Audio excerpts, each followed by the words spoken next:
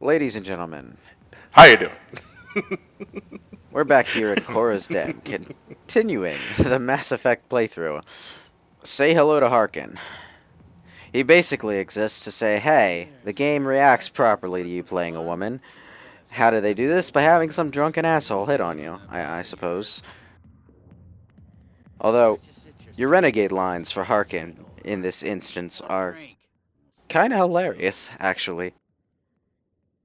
I'd rather drink a cup of So what happens if you talk to this guy as a male Shepard? He's just annoying, really. I'd rather drink a cup of acid after chewing on a razor blade. That's way too specific. She was holding on to that one for a while, which means she contemplated it at some point in her life. She probably just came up with that insult and then said the next guy that hits on me that I don't like is getting that one. I'd rather dick punch a turtle neck.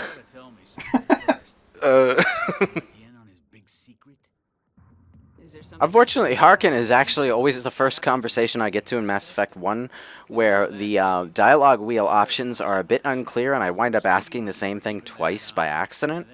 And he doesn't care? There are a few conversations in Mass Effect where they give you three choices, but the dialogue that comes out of Shepard's mouth is exactly the same. Wait, really?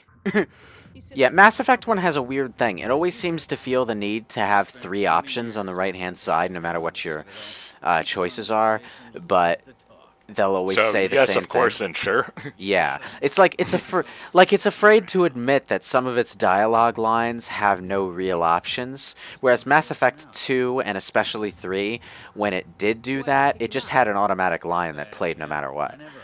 Like there's a point where you're talking to the council and they go, "Is there anything you'd like to add, Commander?" You can say no. You can say, "What's the point?" You can say, "You won't listen to reason." And no matter what, Shepard will always say, "I'm not even going to bother. You've made your decision." Yeah. I mean, I get why they need to do that, because at some point you have to continue. You have to have some amount of linearity to the storytelling in order so that it will continue. But at the same time, in that, it would, at the very least, it kind of imply the tone in which you respond. Like, because if you just chose no in that situation, I would assume that Shepard would just be like, no. Yeah. Without, like, much, like, it'd just be like, no, that's it. The Telltale games fall under the same crutch. Yeah. It's kind of like you think you're choosing something that's friendly, and then it turns out, like, no, I'm going to kill your whole family for fun. And you're like, what? Since when did I do that? You don't necessarily have that specific issue with Mass Effect because the diplomatic options are always toward the top and the bastard ones are always toward the bottom. And the middle ones are always useless because they never get you any morality gains, so don't pick them. No, I'm kidding. But that was a serious problem in Mass Effect 2 where they had middle neutral options, but picking them always felt like a penalty because you missed out on points. Yeah. And what do the points get you? Like Paragon or Renegade points get In Mass you Effect 2, gameplay-wise? Paragon and Renegade points are directly tied to your ability to charm and intimidate. In Mass Effect 1, that's not so much of a problem because charm and intimidate are their own separate skills, and the amount that you can level them up are tied to specific plot decisions and not to your morality score. The morality score in Mass Effect 1, its chief purpose is to unlock a side mission. There's one side mission that unlocks at 90% Renegade, and one side mission that unlocks at 90% Paragon. I'm only going to do the Paragon one, because as far as I know, without exploiting a glitch, there's no way to fill up both meters completely. Okay. It's definitely a bigger problem in Mass Effect 2 because you need to be either full Paragon or full Renegade in order to settle these arguments between party members in a diplomatic way without offending anybody. Because, like, if you don't have full Paragon or full Renegade points, you have to choose a person to side with. You can't just say, hey, you two cut it out. You have to go, I'm with Miranda, or I'm with Jack. That's actually not the way it works, but the way it works is even dumber. The number of Paragon or Renegade points you need for those is determined by how many of the cities you visited. Which means if you go to Tuchanka early on, you basically screwed yourself. Oof, that's a problem. It's really dumb. It's just bizarre. Hi, Garrus. why the amount of cities you visited? That's just such a random ass thing. So you're more well versed in the culture of the world. Presumably, it's supposed to indicate how far into the game you've been, but because of the way the game is structured, after you unlock, after you beat a certain plot mission, you have free reign to go to the other, to go to both of the other cities. There are only 4 of them. I think 4 is the correct number. There's Omega, the Citadel, Ilium, and Tuchanka. Each one of those increases the amount of points that you need. Now, one of the arguments only happens late game regardless, so you're probably going to have enough points for it, but the other one can happen really early on. It happens after you trigger 2 characters' loyalty missions. I'll point it out when I get to it, because I intentionally ordered my missions to make sure that wouldn't screw me over. Anyway, it's time for a shootout in a hospital, which for some reason has exploding barrels. And what? This is fine. Don't worry about it. Metagel's explosive. Yeah. No, it's like it's some sort of chemical containment unit that explodes when shot. Okay. I love using the biotic powers to make people like float in midair for like a long period of time. Like you can literally have them floating in the sky for like what feels like 5-10 seconds, and they're just floating by, and you're just shooting them as they float by. The best part about biotic powers that send enemies floating into the air is that if you're in an area where wind is a hazard or there's 0G, it's an instant death for that enemy. I didn't mean to. Dr. Michel, are you hurt? No, I'm This is Dr. Chloe Michel. If Chakwas dies in Mass Effect 2, she replaces her as your doctor. Oh yeah, she does. Even if Chakwas is alive in Mass Effect 3, you have the option to tell Chakwas to go to a lab to convert her into a few measly points towards your war assets, and Michel will replace her on the Normandy anyway. And right now she has a serious case of pink eye. Yeah. You see that, right? Yeah, she does. Basically a bit bloodshot. Well, I thought what you were going to do earlier in that battle sequence is that you're going to use your abilities to manipulate that canister that was next to the guy taking cover, like use force powers and just slamming him in the wall against it. I think it's possible to do that, yeah, but I've never done it reliably. On the subject of that, though, for the achievements that require you to use a specific power X number of times and give you a bonus to that power's cooldown, if it's a power that you can target a wall with, just use it on the wall. Over and over and over. Like you're leveling your healing skill in Elder Scrolls. What, constantly get paper cuts and heal them? And then eventually you'll be able to No, kill tumors I like don't. the best of them. In Oblivion, I don't think you even need to be injured for your healing skill to level up. You just need to cast it whenever you have the mana for it. But I don't recommend doing that in Oblivion, because if you happen to level yourself up by doing that, the enemies will scale with your character level, and then they will outpace you. I learned this the hard way. Eventually it got so bad that a single measly goblin that was trying to ransack a farm was able to kill me. And then I reloaded my save and tried to fight him again.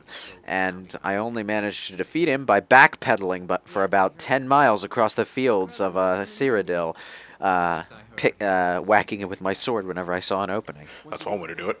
Oblivion can get really weird. But yeah. So we got ourselves a new party member. If you hurry, you can catch him at the academy before he leaves. Garrus here, if you recruit him, will direct you toward Wrex, even if you didn't talk to the Shadow Broker's agent. I talked to the Shadow Broker's agent because I wanted to show both story paths, but you really only need to do one. So are all the outlines all the people who can be on your team? Yeah. Yes.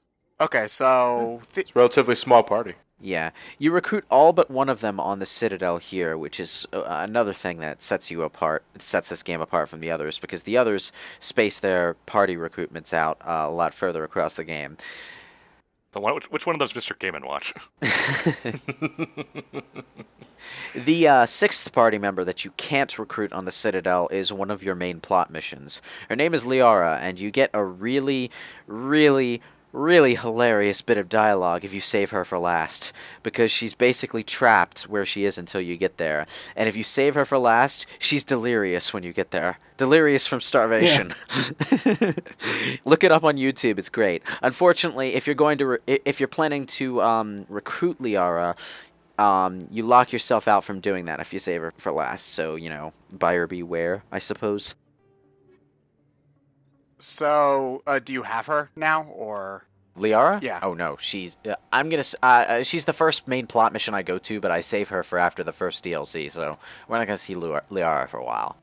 Okay. The thing about Liara, though, is that she's the most annoying person in the game as far as achievements go. Because there is an achievement for every party member. That achievement is, use this party member for the majority of the game's quests. So Basically, you have to do like 3 playthroughs. yeah, and Liara, because she's recruited in that other mission, you can cheat yourself out of getting her achievement by doing too many Citadel side quests before you get her. So, if you're trying to get that achievement for Liara, just skip the side quests in the Citadel until you have her, and then go back and do them. And she doesn't even have to do anything. She can just be standing there while you go back and forth and talk to people. Participation points. Yeah. Most times she is. You learned how to spell your name on the form. Gold star. This save file, by the way, is for an account that has all of the achievements. So I've got all of the cooldown bonuses, all of the weapon bonuses, and all of the bonus abilities unlocked for character creation, which is why I'm able to play as a Vanguard with the stasis ability. That is the Destiny Ascension. It is the biggest ship in the Citadel fleet. It's pretty. And the only 3D model outside these windows besides the matte painting in the background. I'm also wondering how long is it until it explodes. Actually, the speeding sky cars, I think, are also 3D models. Maybe. No, they're definitely light brights. Wait, really? You sure? Yeah, I'm pretty sure they're light brights. Maybe. Oh, you're talking about the ones up there. Okay, I thought you were talking about the ones in the matte painting. No. Because there are moving lights in the painting. Yeah, they made like 4 paintings in order to do that. They have 3D models for the sky cars here. I don't understand why they wouldn't use them. I wish there was just like some sort of over dramatic reaction to every time you run into a keeper. Now, you don't get stuff like this in Mass Effect 2 or 3, just random NPCs that you can talk to. Like, if you can talk to an NPC in Mass Effect 2 or 3, it's because they're either a store person or they have something important to say. Big buff guy who's blonde and named Eddie. I have a bad feeling about this. No, this guy is obviously supposed to be chubby, but he has the same male model as every other male human in the game. Yeah, there's no body types in Mass Effect. There's no, like, overweight, obese people. There's no skinny people. You know? Yeah, it's basically like Arkham Asylum. Everyone is just as buff as Batman, you know? Commissioner Gordon sure is working out in that desk job he has while he's like 60. Damn. Yeah. Unfortunately, that means, like, one body type for everyone. Once you start to notice it, it kind of breaks your immersion, because in the real world, you get used to seeing people with so many slight variations to their body type and big variations to their body type, and seeing the same one woman of the exact same figure and the exact same height, the same one man who's exactly as tall and muscular as every other man in existence. It just... That makes playing basketball a bitch. And the plot twist of this entire series is that this is a prequel to the Clone Wars. Yeah. It's just one of those things that provokes an uncanny valley sensation at times, you know? Do you think it's as pronounced as, like, when you're playing an RPG and they've got the same sprite for, like, every man or woman in the town? Well, when you're playing a 2D RPG, the different sprites are all the same size, but some of them do project different body types and ages and stuff into it. It's also a matter of expectation. You go into like Final Fantasy IV kind of knowing that's going to be the case. Yeah, you take into consideration console limitations if it's an old RPG, anyway. Yeah. But you know, you are right, Lewis, in that if you play something like Final Fantasy or Dragon Quest, there is like a fat shopkeeper, there's like a skinny person, there's like a bodybuilder, there's different... I mean, every bodybuilder looks exactly the same, but, you know, there's a little bit... I don't know. It's interesting to think about, I guess. By the way, Wrex is my favorite character. I already like this guy. name's Shepard. I'm going after Wrex is an interesting character because at first you're tempted to think he's going to be the evil brute that approves of all your renegade decisions. No, Wrex is pretty nuanced. Yeah. I kind of got that just from the first dialogue exchange with that guy, because if he really was malevolent or anything like that, when he says I should arrest you, he would probably just deck him in the face right there. Instead, he just says I'd like to see you try. Now he says, like, I want you to try. I want you to It's try. like I was a like, challenge. It's like, you know what? I like that. Now, the thing is, Wrex gave you a warning. He said, I'm going to kill Fist. That's legit. That is actually a warning from the game to you. You take Wrex with you, you are forfeiting a choice to spare Fist when you go storm Korra's den. Do you want to spare Fist? You can spare Fist. All that will happen is he'll show up on Alien and Mass Effect 2 as an NPC that you can talk to for a few seconds. It's not so a just kill significant him. choice at all. Just kill him. Yeah, it's not a significant choice at all, and I always bring Wrex on this because, it's his bounty mission. Out of respect for him, let him, Do his job. do his job, collect his pay, and then he can join me on my mission. But you can leave him out if you so choose. And he Does will he His get- last name is Wrex. Does he He get will s- pissy at you if you kill him? If you kill him, or A little, but not really. You don't Okay. have the choice to kill Fist if Wrex is on your team. He'll kill him for you. Okay, but if you spare him, he gets pissy then. I mean, No. he sees it more as like kind of pride, honestly. Like, well, you got the kill, so it's your reward. Whatever.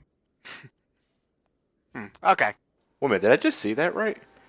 When you were swapping character models, did Wrex enter the pose of the other character before it actually switched to the other character?